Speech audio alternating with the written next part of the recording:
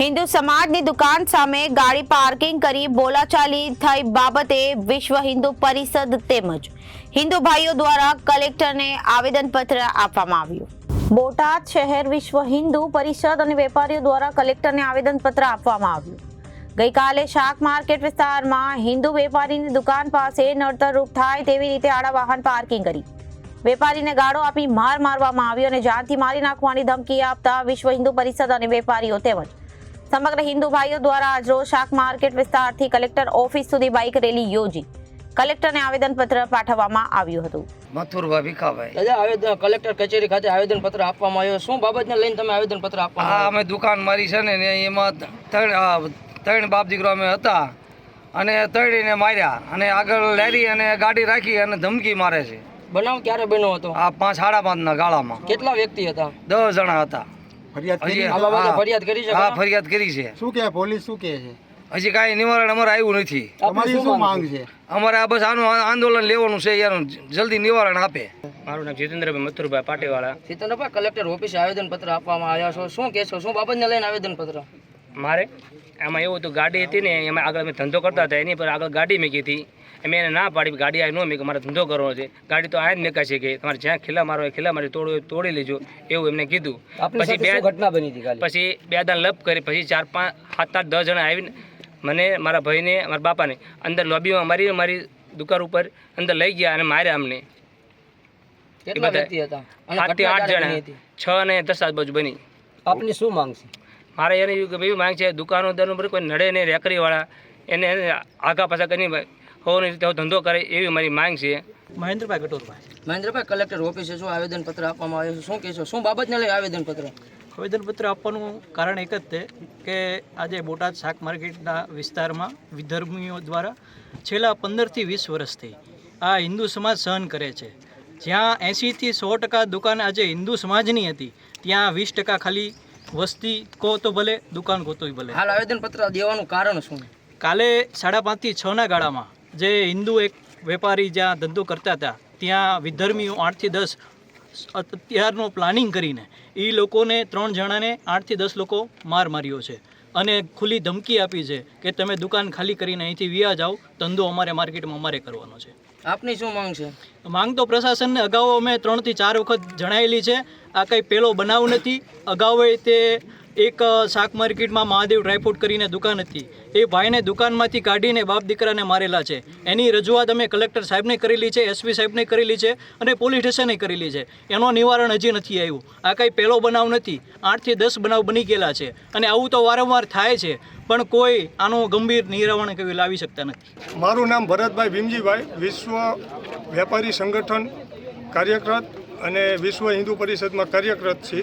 આજે કલેક્ટરે આવેદન આપવા આવ્યા છે, શું આખી વિગત શું છે? હા સાહેબ, કલેક્ટર સાહેબને અમે એ જણાવવા માટે આવ્યા છીએ કે કાલે સાંજના 5:30 વાગ્યે અમારે એક કરિયાણાની દુકાન છે, ત્યાં આ લોકો વિધર્મી દ્વારા પહેલાં એક ગાડી મેકી, થોડીક માથાકૂટ કરી અને 2-4 વ્યક્તિ આવ્યા અને વહી ગયા, જે મોહમ્મદ નામ છે એનું, અને બીજા એની સાથે ફૈયાઝભાઈ, અમનભાઈ, શાહરૂખભાઈ, સોહિલભાઈ, અજીતભાઈ અને અન્ય 10 થી 15 વ્યક્તિ જેટલા સામૂહિક વ્યક્તિ આવી અને અમને ઢળડીને અમારી દુકાનની અંદર લઈ ગયા છે, ઝાપાઝપી કરી અને એકવાર માથાકૂટ કરીને વયા ગયા।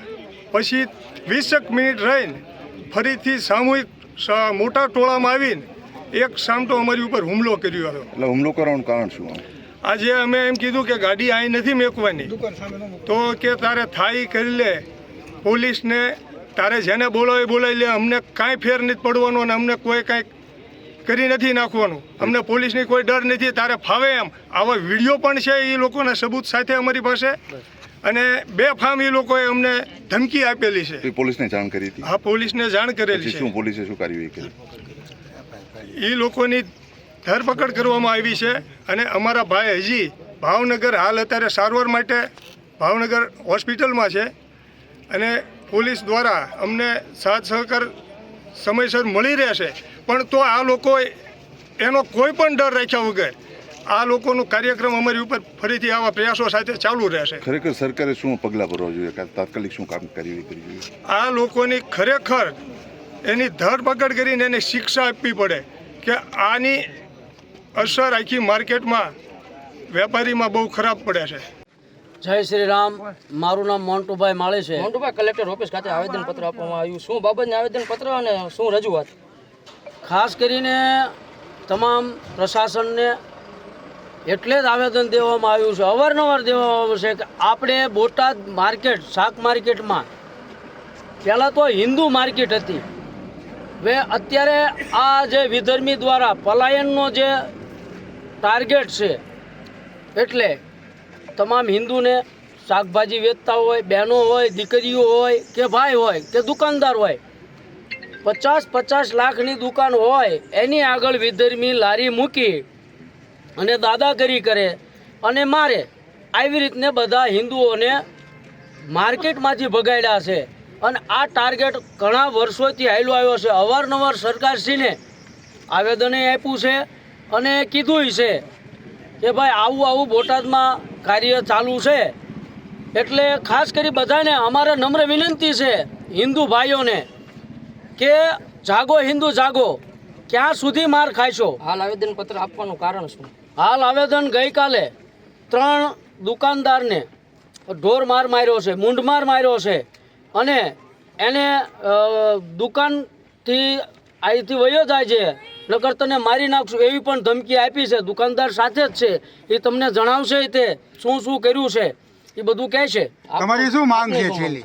અમારી એક જ માંગણી છે કે આ હિન્દુ માર્કેટ હતી અને અત્યારે જો ખાલી 10 થી 20% જ રહ્યા છે, તો સરકારશ્રીને નમ્ર વિનંતી છે કે કાયમ હિન્દુને જો માર ખાવાનો રહે તો અમે જો આને આ થાય છે તો અમે અમારી રીતે પણ અમે કામ કરી શકશું. જો આનું કડક કાર્યવાહી નહીં થાય અને આમનામ રહેશે તો અમે પછી કાયદો હાથમાં લઈશું, એ પ્રશાસનને કહેવામાં આવે છે. રિપોર્ટર ચિંતન વાગડિયા, ABC ન્યૂઝ, બોટાદ.